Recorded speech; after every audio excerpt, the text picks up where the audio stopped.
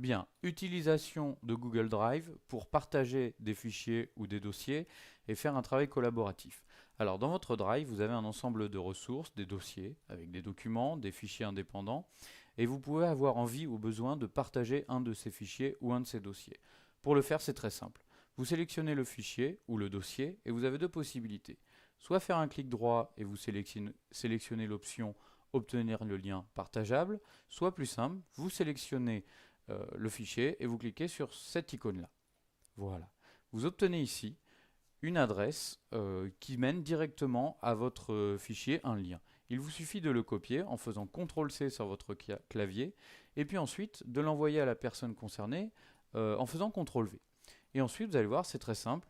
La personne aura juste à faire un copier-coller de ce lien dans la barre d'adresse de son navigateur pour tomber directement sur la ressource que vous lui avez envoyée. Vous voyez ici, c'est une vidéo. Alors, il peut la télécharger, mais il ne peut pas la modifier. Ça n'est qu'un lien. Voilà.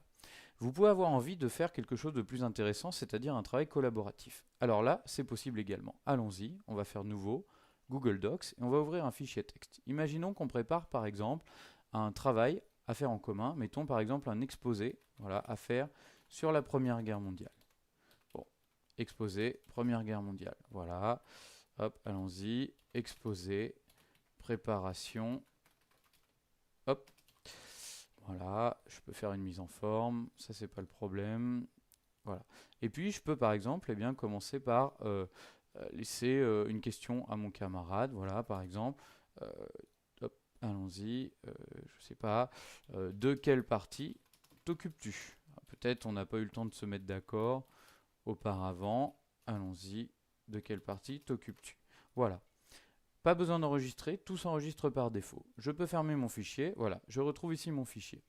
Pour que ça devienne un travail collaboratif, il va falloir que j'envoie ce document vers mon camarade. Alors dans ce cas-là, c'est très simple, je sélectionne le document, soit je fais un clic droit, partager, soit je sélectionne ici l'icône qui renvoie à la même chose, partager.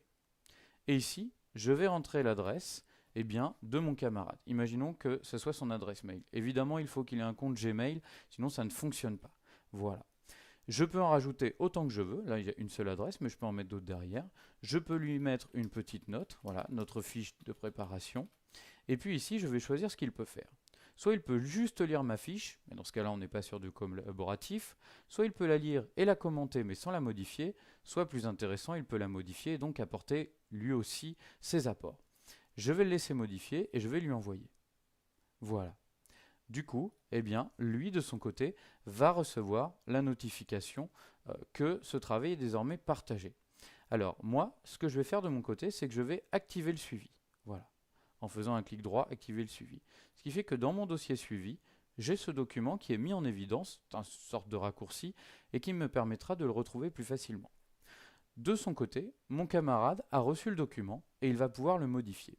Et d'ailleurs, on va pouvoir voir ça en direct. Je double-clique sur mon document qui s'ouvre, voilà, et on va voir que c'est extrêmement simple.